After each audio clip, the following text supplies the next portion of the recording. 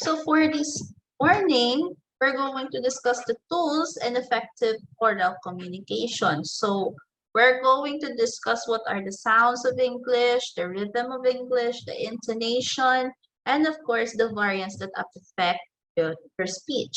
Okay? So before that, we're going to have a little of an exercise. So can anyone volunteer to read this poem? We'll begin with the box, and the plural is boxes, but the plural of ox become oxen, not oxes. One fowl is a goose, but two are called geese. Yet the plural of moose should never be miss. You may find a lone mouse or a nest full of mice. Yet the plural of house is houses, not highs. If the plural of man is always called men, why shouldn't the plural of pan be called pen? If I spoke of my foot and show you my feet, and I give you a boot, would a pair be called feet? If one is a tooth and a whole set are teeth, why shouldn't the plural of boot be called feet? Then one may be that, and three would be those. Yet hat in the plural would never be hose, and the plural of cat is cats, not cows. We speak of a brother and also of our brethren, but though we say mother, we never say medren. Then the masculine pronouns are he, his, and him, but imagine the feminine she, she's, and shim. So I know some of have is all also reading in silently, no? Or some of you are that you're through your eyes. Some of even though the microphone is off, you're still reciting the poem. But I think some of you could have difficulties when reading the poem. Okay, some of them they have this what you call tongue twisters. Okay, and which is quite difficult for you to speak. It's quite difficult for you to pronounce these words. But don't worry, because in this lesson for this morning, we're going to discuss how can we properly say these words, or what is the proper breathing, or yeah, what is the proper breathing of these words, and then how should you say each words correctly. Okay, so let's start. Now let's start first with the sounds of English. So this is what we call the Viator triangle. Okay, this is the Viator triangle. When we say this Viator triangle, this is a visual representation to show the differences of the vowel sounds in English and the relative positions of the tongue. So to be able to create the correct sound, you must learn how your lips, tongue, and other parts of your mouth should move. So, as you can see here in the Viator triangle, there are some words, okay, or each letters on how would you pronounce the words correctly. So the how would you say the letter A, letter B, up until the letter Z. So you can see there in the Viator triangle. Now let's go now to the organs of speech.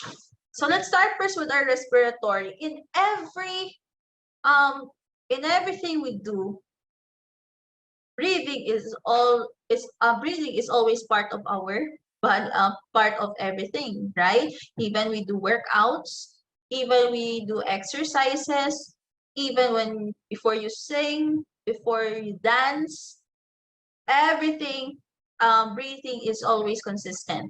Okay, you must know, of course, the basics in inhaling and exhaling. So to inhale, this is to fill the lungs with air. First, inhale, you fill in the lungs, and then when you exhale, that is to expel the air from the lungs. Okay? So in the production of sound, the diaphragm plays a significant role. So the diaphragm is a muscle between the ribs and the abdomen. Okay, of course, you know where is the diaphragm, right? So when you exhale, the diaphragm contracts and exerts a pulling action. I think some of you are already doing it right now. You exit when you inhale, there is a contraction of your diaphragm, and then when you exhale, it relaxes it relaxes the muscles and expands. So to try proper breathing, you have to make sure that your shoulders don't go up and your side expands. Okay? When you inhale and exhale, don't let your shoulders go up. Okay? It's like you're exaggerating, but it's not. Okay?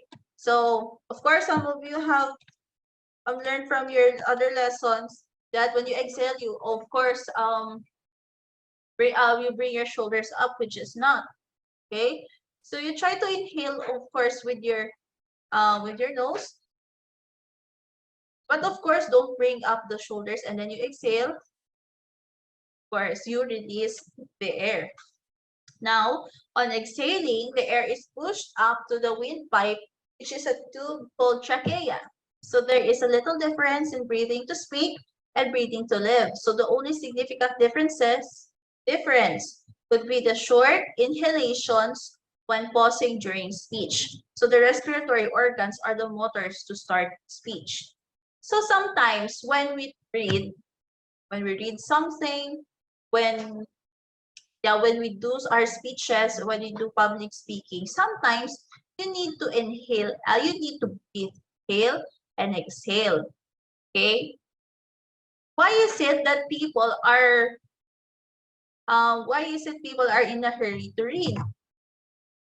Diba when you breathe, when you speak fast, when you're in a hurry,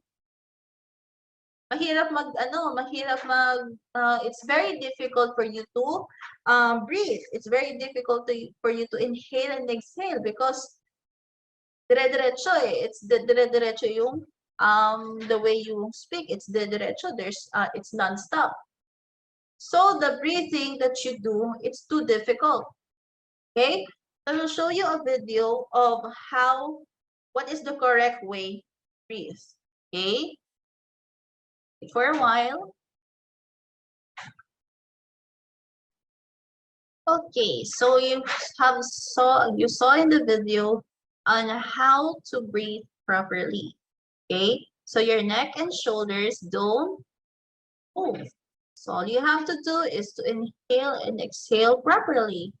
Of course, without the movements of the neck and of course of your it's too exaggerate, and it would be difficult for you to do your extracurricular activities. Okay, most especially when you read something, it's breathing is still there. Okay, let's now proceed to the next. Of course, these are your respiratory organs, which helps you function when you breathe. Okay, this is your respiratory organs.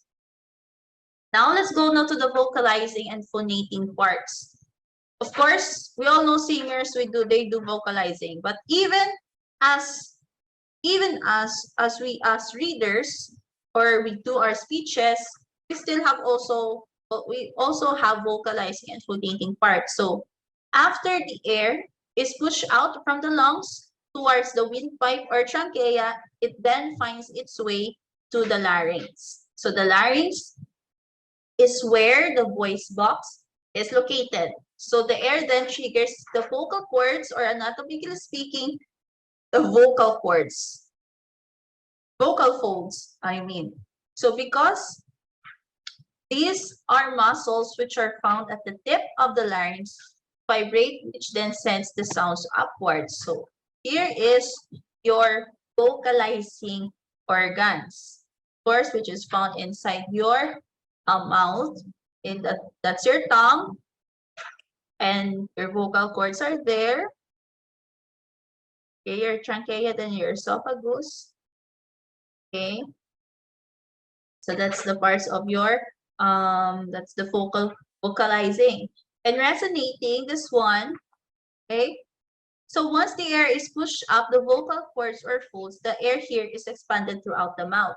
So the sound that which came from the vocal cords can now be amplified and made richer and fuller by the oral cavity, the nasal cavity, and the pharyngeal cavity. So you can see there the pharyngeal cavity, the oral, and the nasal here in the human voice. Okay. Now let's go to the articulatory parts. So the points of articulation here are your upper lip, your upper teeth, the alveolar ridge, the hard palate, velum, or soft palate, and the uvula. So those are the points of articulation. The chief articulators are the tongue, the lower lip, and the jaw. So these are the chief articulators. Among all the articulatory parts, one of the most versatile is the tongue. So the tongue is the muscle which consists of glands and connective tissues. So as you can see, this is the front section of the articulatory tongue parts, and that's the side, the cross section of the articulatory parts. Okay. Now, let's start first with the vowels. So I will going to practice you on, I'm going to teach you and I will let you read, of course, so that you will know what are how are these vowels need to be properly pronounced. So to be able to make the proper vowel sounds in English, one must be aware of the 5 characteristics that will determine how the sound is formed. So know your tongue position, the tongue and jaw height, lip position, the tension, and the length. So you have to check these 5 characteristics to be able to give the sound of these vowels. Now, here are some of the vowels. Of course, how are you going to pronounce it correctly? Okay, so who can volunteer on reading the first line? Did, live, kid, miss, sick. Okay, thank you. That's correct. That's it. That's how you pronounce properly that the I, did, live. Okay, correct. The next one. Gog, ham, cat, chat, jam. Okay, correct. Very good. Next one. Pot, lost, crap, block, stock. Okay, correct. Next. Ball, walk, door, draw. Okay, good. Next one. Joke, road, slow, go, view. It's not view, it's bow. Okay, so it's the same on that. If how you pronounce joke until go, the same thing also with bow. Okay. Next. Look, wood, bush, pull, good. Okay, correct. Next two, the last two, of course. Moon, rule, shoe, chew, suit. Correct. And the last one. About, gun, touch, cup, must. Okay, very good. So all of you have properly pronounced all of the words correctly with the proper vowels, of course, which is found on the left side of the table. Okay, so those are how you properly pronounce those vowels. Okay. Next, we're going to diphthongs. When we say diphthongs, these are the sound produced when 2 vowels are combined, which result to a blended sound within a syllable. So diphthong sounds are created when one tongue and lips move quickly from one vowel position to a high vowel position. Okay, so these are the words. These are the examples of words with, these are the examples of words which are under diphthongs. Okay, so who can volunteer reading the first column with the EI? I rhyme, sigh, I'll, quite, fine, climb. Correct. Very good. How about the next column? The next one is more on the boy. Voice, join, joy, boy, annoy, voice, and point. Point. Very good. And the last one, it is pronounced with the O. Ow or O. Bow, ouch, browse, blouse, sound, blow, count. It's plow. Okay, plow. Okay, so thank you very much for reading, and you have properly, of course, except with the word plow. It's plow. It's not plow, it's plow. Okay, thank you very much for reading. You know, take note, you don't need to have an accent to properly say these words correctly. For as long as, even though you don't have the accent, if you have properly read it carefully, these words, you don't need the accent for as long as you pronounce it correctly. Okay, so when you read or when you do your public speeches or when you want to speak in public, if you just pronounce these words carefully, then less errors will be, there will be less errors. Okay, so very good. Now, here are the consonants. Since previously we have discussed the vowels, now let's proceed now with the consonants. So here is in the voice versus voiceless consonants. Here are the voice. Meaning when we say voice, these are, you know, they are pronounced or they are voiced, of course. They are heard, or these letters should be read, of course. So these are the letters and the words on how they are pronounced. Ben, then, God, vine, thy. Of course, the thy word of is combined with the in H. Zoo, measure. It's not measure, it's measure. Pen, neck, bring. Okay, with the ng, bring. Let, right. You, water, and Jew. So they are voiced out. These letters are voiced out when you read. Okay. Now let's go now to the nature of obstruction or manner of articulation. So there are 6 under nature of obstruction or manner of articulation. So first one is stops. So these are the sounds which created by stopping the passage of the breath with a buildup of pressure before the release of breath. So there are 3. There are bilabial, alveolar, and velar. So in the bilabial, there's P and B. So there is a release of breath when you say the letters P and B. Okay. The same thing in the alveolar stops, there is T and D. T, D. So there is a building up of pressure first before you release of breath with its letters. Even in the velar, there's K and G.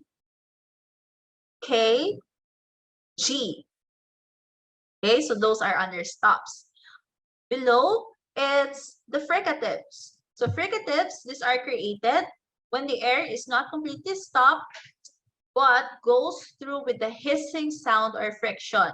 So fricatives are continuants or consonant sounds with the vocal tract only partially closed, thus allowing air to pass through. So there's labiodental fricatives. In labiodental fricatives, there's F and V. there is a little bit of hissing. F, B. Dental fricatives, of course, one of them is the TH, die. Die. Okay, with the TH, die. Alveolar fricatives, there's S and Z. So S and Z. There is a hissing. Post-alveolar fricatives, there's R. Okay. Radio, rabbit, rock. So there is that's the post-alveolar fricatives. Palatal fricatives, there is with the word measure. You see there, it looks like a letter Z and then with a little hook below, so measure. And the last one is glottal fricatives, H. House, home, horse. Okay, so there's a hissing, but there's friction. There is friction there, but even though there's no hissing, but there's friction. Okay, there's affricates. So these are affricates can be created when a stop is combined with a fricative. So as long as with the fricatives, they are also continuous. So these sounds can be prolonged with as long as the speaker wants to. So here are the examples of underalveolar affricates.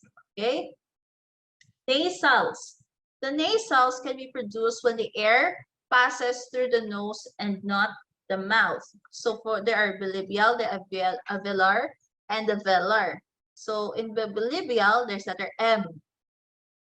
Mouth, money, mother. So there's nasals, okay? Even letter N, neck, never, nature. Okay, and there's the velar nasal, of course. It's a letter N and there's a letter, it looks like a letter J, or there's a tail under, it's like a letter N, of course, with the extension of a letter J. So ring, king, ring. So those are examples of words which are under nasals. Then there's lateral. So lateral sounds are created when air is stopped in the center by the tip of the tongue against the alveolar ridge. So while you breathe, passes either one or both sides of the tongue. So the alveolar letter, that's L. Label, love, low. So that's lateral. And there is semi-vowel. So there are consonants that sounds, they are consonants, but they sound vowel-like. So there is no friction made when making the sound. So there are two, there's bilabial and palatal. So there's W, W, H, and Y. Okay, from the word W, of course, where. And then there's WH, why, what, who. You see, it looks like, it sounds like it's a vowel, but it's a consonant. They are semi-vowels. There is palatal, of course, letter Y, view, new, new. So those are examples of semi-vowels. Now let's go now to the point of articulation. So there are 7 under points of articulation. So the first one is bilabial. So when the lower lip, you try to, you have to, it's better if you could say that even though if your microphone is off. So when lower lip touches the upper lip to produce the sound. So here are some letters which produce the bilabial of when the lower lip touches the upper lip. P, B, M, and W. So play, boy, money, wallet, So the lower lip and the upper lip are touching each other to produce a sound. Another one is the labiodental. So when the lower lip comes in contact with the upper front teeth, so there's F and V. So flower. So lower lip comes in contact with the upper front teeth. Flower. Base. What else? Fear. Violent. So there is that's labiodental. Next, in alveolar, the sound here is created when the tips of the tongue is raised near the back of the upper front teeth. So the example there is thy, though, the. So that's alveolar. The sound there, the tip of your tongue is raised here at the back of the upper front teeth. Though, the, thy. Okay. Next is post-alveolar. So when the tongue is slightly behind the alveolar ridge as the R sound. Run, row, rain. So that's the post-alveolar. Okay. And the last one is palatal. So when the tongue is arched towards the palate like the consonant. So that's the sign. So I think I don't have here the example, but I will show you the example for our next lesson. For the continuation of our class. Next, there's velars. So velars, when the back of the tongue is against the soft palate or the velum, as when creating the sound K. Kite, king, kryptonite. So those are that's how you pronounce the letter K with the points of articulation. Glottal, that's the last one in the point of articulation. So the sound of air when friction is produced as it goes through the glottis like the H sound. So house, home, horse, herald. So that's glottal. So those are under the points of articulation. Now, we're going to proceed now to the rhythm of English. So the rhythm of English is created through the recurrence of unstressed and stressed syllables. So there's stress, that looks like a apostrophe. This is a sound we put on a syllable or word to make it stand out for the group. So you have to create, you have to put stress on that syllable. So there are three elements under in the rhythm of English. There is the force, the pitch, and the duration. Force, it shows the intensity or the loudness. The pitch is about the tune, and the duration here refers to the length of the vowel sound. So here are some rules under the rhythm of English. So number one, that's the general rule that most words with two syllables are stressed on the first syllable. For example, you put the stress on the first two, on the two syllables, on the two syllables. Always, lesson, river, batter.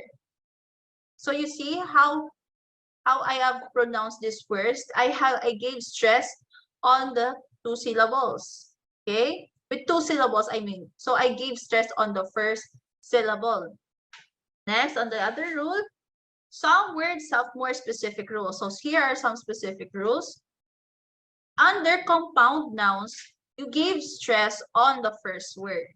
Okay, for example, lampshade, armchair, doorknob, playground, boyfriend, sunflower, sunrise, blackboard. You see how I pronounce properly the words, I gave the stress to the first word.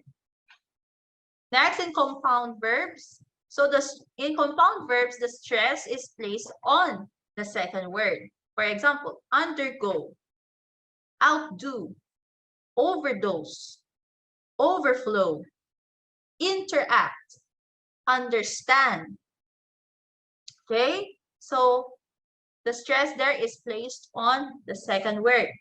Next, there's intensive reflexive pronouns. So intensive and reflexive pronouns, it receives stronger stress on the second syllable. For example, yourself, herself, themselves, myself. Okay? So you give stress on the word self. Next, in numbers that end in teen, so this rhythmic shift is applied to distinguish words from each other. Let's try 30, 13, 50, 15, 90, 19. So you see, the word teen, of course, you give stress to the word teen. And for those, of course, that ends in T, 30, 50, and 90. So I gave the stress now on the first word or the first syllable. Okay, and functional shift from noun to verb. So some words can be used as both a noun and a verb. The difference would be how these words are stressed to distinguish which word is a verb or a noun. So yes, they have the same spelling, but when you pronounce it as a noun or a verb, there's difference. So let's go first with the noun. In noun, the stress there is on the first syllable. So let's try.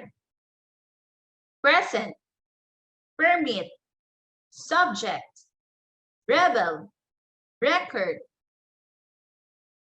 So I gave the stress to the first word of the first syllable. If you if you want to use it as a verb, you say present, permit, subject, rebel or rebel, record.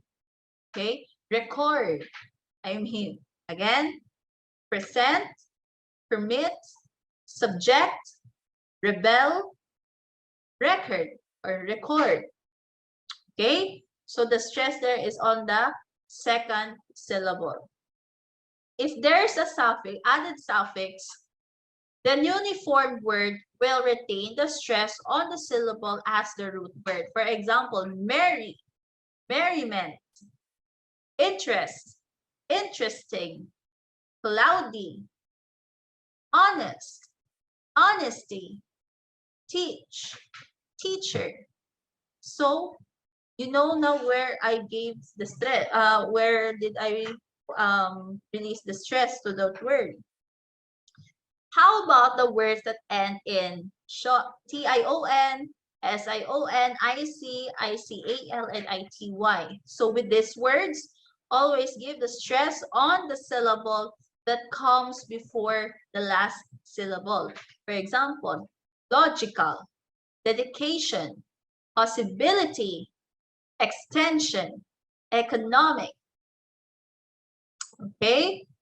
And there are some words that have two stressed syllables. So primary stress and secondary stress. Okay, there's primary stress and secondary stress, sorry. For example, administrative, elementary, education, preparatory, secondary, organization. So those how you pronounce these words properly in having two stressed symbols. Okay. Now, intonation.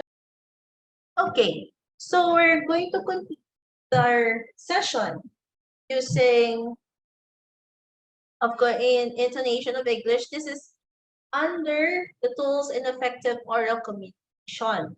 So we'll try to continue. Okay, so let's go on with the intonation of English. So when we say pitch, this is the musical tone which we pronounce a stressed syllable. So pitch is an element of stress. So when we say tune or melody, this is the combination of the musical tones when we pronounce the sentences. And when we say intonation, this is the technical term for tune. Okay, so intonation then is the music of language. Okay, you have to take note that there are 4 basic tones in English. So there is 1, 2, 3, and 4. So the usual tone that we use when we speak, or when we say, or when we do our speeches, and when we say, we use the numbers 1 up to 3. Okay, so those are the usual tones that we use every day. Because the tone 4, which is extra high, this is used when there are strong emotions are expressed. So use strong emotions, you use number 4. 1 up to 3, that's the normal tone, or that's those are the most common tones. Okay, so let's go now under the rising and falling intonation. So this is the slide or inflection. So for example, you try to look at the color blue, the blue lines there, on how you're going to pronounce that correctly. So it says, good day. So the way I pronounce it, of course, there's good, and then go up, and then you slide it down. That's why there is the slide or inflection. Good day. The same thing also with the word good afternoon. Good afternoon. Okay, good afternoon. Also the word good night. There is a slide or inflection. Then you give the tone, of course, you give stress to the slide, okay? And then there is the drop or shift.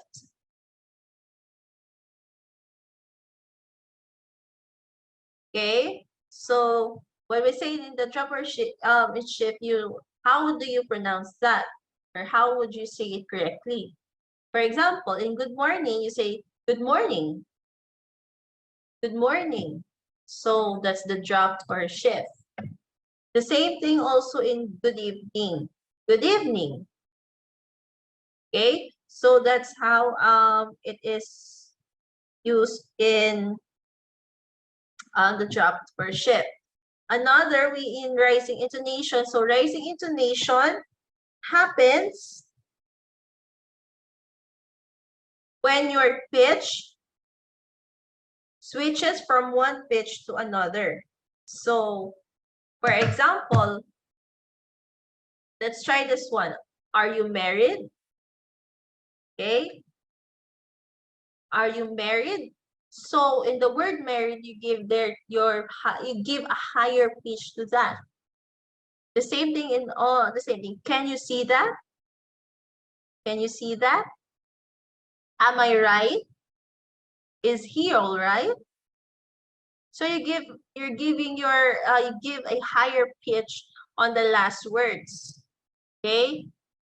There often intonation emphasizes emotions there such as fear, excitement, anger, etc. So when you narrate something or when you read something, of course you give expressions.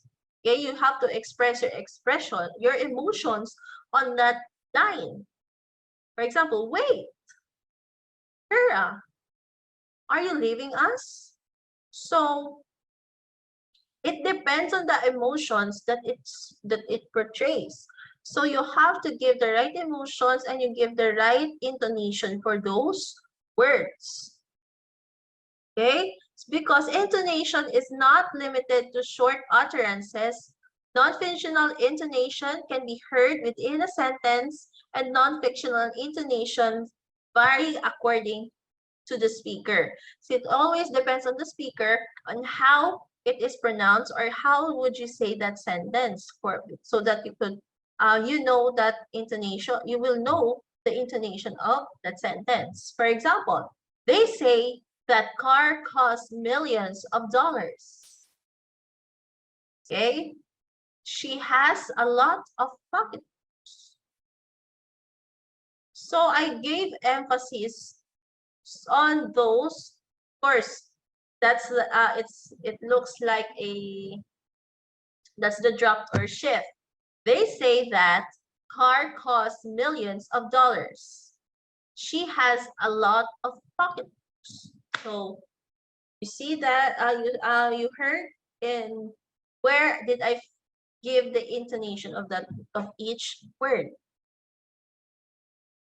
Now let's go now to the variants that affect speech. So let's start off first with aspiration of P, T, and K. So aspiration is the explosive release of air after the breath comes in contact with parts of the speech mechanisms. So the emphasis there, the stress there is found, some are found on the initial, on the first, or in the medial, in the middle, and the final. For example, in initial, you say pool. So the way I pronounce pool, so meaning the emphasis there is on the first letter, which is letter P, of course. Pool, kill, cool, table. So meaning, it says there the explosive release. So I gave the explosive release on the first, or on the initials. Let's go now to the medial. How are you going to pronounce that? Testing, water, matter, company. So the explosive release there is found at the middle. Let's try now on the final. Dip, stop, look, ping. The explosive release now is at the end of the word, as you pronounce or as you read those words. Then, when positioned in the medial and final part of a word, P, T, and K are not aspirated. So when found in words such as skill, spill, and still, the same thing applies. So this also happens with the voiced counterpart sounds B, D, and G. For example, palm, root, tuck, call, post, bomb. It's not balm, okay? You have to, you need to, the L there is read silently. So bomb, palm, rude, duck, gall, boast. So those are the words, those how you properly pronounce those words. And here's the syllabic consonants. It's still under variance of that affects speech. So these are consonants that occur only when a stressed syllable ends in T, D, or N, and it's followed by L or N in the unstressed syllable. So for example, sudden, final, read and write, hadn't, shouldn't, tried, and tested, crystal, burden, kettle, garden, hidden, settle, bitten, riddle, didn't, Britain. It's not Britain, it's Britain. Mountain, sentence, important, kernel. It's not colonel, it's kernel. Continent, national, little. So those, how, what you just heard a while ago, those are the right pronunciation of those words. Okay.